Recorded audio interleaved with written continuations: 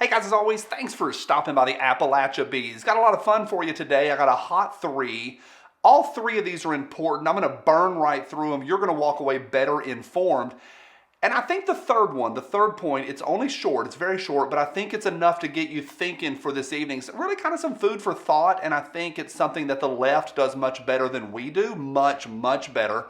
So I want to hear what y'all have to say about that. Should be fun. Buckle up. Here we go. Hey, today's episode is brought to you by TACKPACK. Every month they bring survival, EDC, and Rudy Tooty parts to your door. Now, it is still time to get signed up for the July box, but you have to get signed up while it's still June. So head yourself over to tackpack.com. There's a link down below, and get signed up while it is still June for the hot July box that is coming up. I'll have some more information down in the description. I need to double check my email because I forgot before I pressed record. But anybody that uses a coupon code, and there's one down there, gets an extra special something this week. I'm not sure what it is. I think I know what it is, but I'm afraid to say it, and I'm only filming this once. I'm only filming this once. Thank you to TACKPACK. To each of y'all, thank you for every thumbs up. These, if I bring it in too close, it'll be blurry, but it's the Trash Panda patches. I want to do a quick shout out to the brother this weekend who, once again, sent an email to say, those are actually raccoons. You're a raccoon. To each of y'all, thank you for every thumbs up. I appreciate y'all.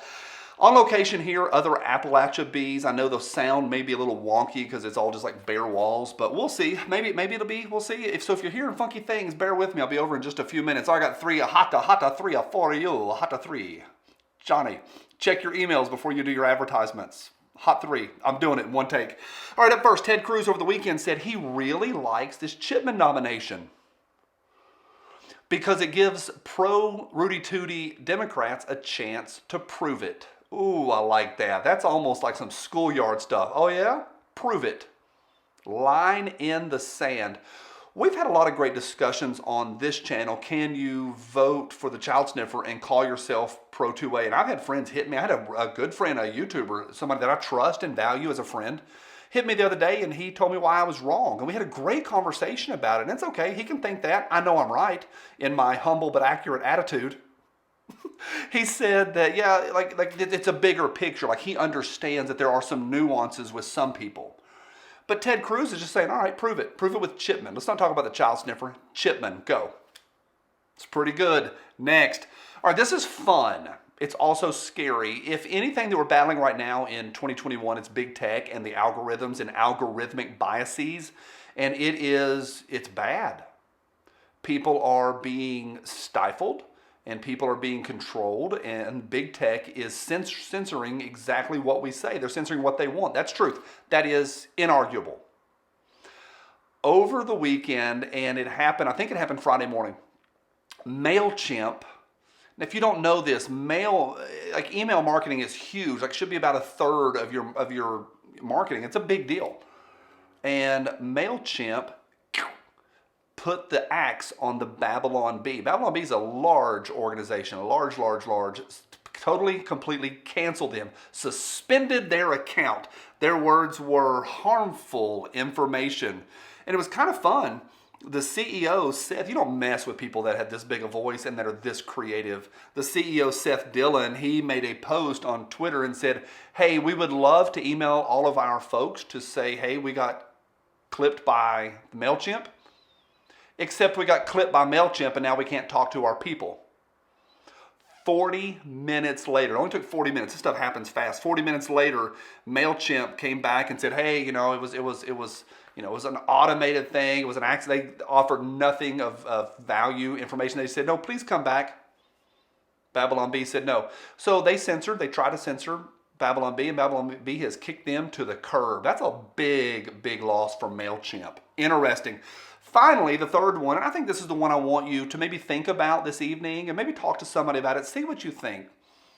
I'm going to offer you a supposition. I'm going to posit this to you and just see what you think. I didn't come up with this. A lot of folks say this, but I think this is a great example. Here's the genesis of it, and this is true. There has been a significant year-over-year crime spike in big cities, both in the number of kapows and the number of homicides. So both have gone up considerably.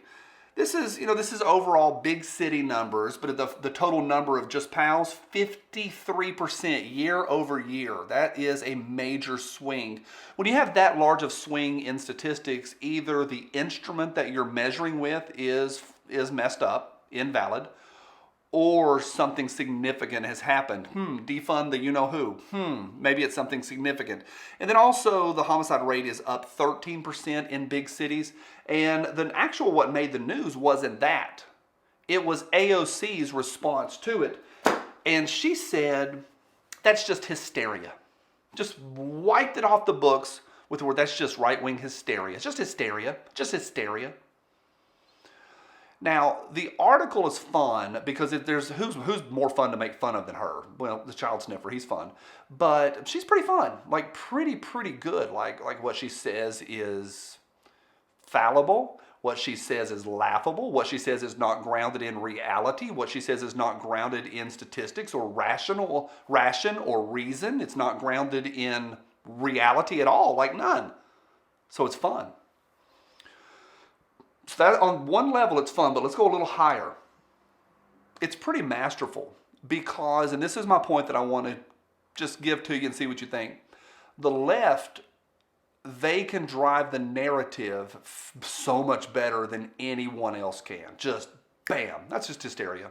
Bam, they're racist. Bam, January 6th was X, Y, and Z. And they can push the narrative so hard. If you didn't know this, you will hear, and you'll still hear it today, you'll hear people talk about it, but for you whippersnappers whose knees still work, you young people, you're going to hear that Republicans want children to starve. That was a narrative that was spun up during the Newt Gingrich situation and his whole deal with America, in that it was just a talking point by the DNC. And it caught traction. And people still talk, well, they just, they vote for children to starve. No. My point is this, AOC just wiping the facts aside and saying no. It's just hysteria. No. You're going to need an F-15 or a nuke to come against us. No. It was X, Y, and Z on January 6th. They pushed the narrative. And if we're not careful, we'll fall into that too. I told y'all last week, I'm going to end with this point. I told y'all last week that if we're not careful, when they go, wipe it all away. What does all that have to do with hunting? Second Amendment, what does that have to do with hunting? We fall into it. They push that narrative all the time. Well, you don't need 30, 60, 100 rounds. And we chase that. We even have our people going, all gun control is racist, which I get it. It does have roots in that, but I'm not chasing identity politics to be able to talk about my God-given rights. They're good at spinning the narrative. That's what I say. What do you think? I think this is heavy. That's what I say to anyone who wants to pray for my rotator cuff. Ouch. This thing's massive. Johnny, go to the gym. To anyone that is against us or spinning whatever nonsense narrative you want to take this away from me, from my cold dead hands. Bye.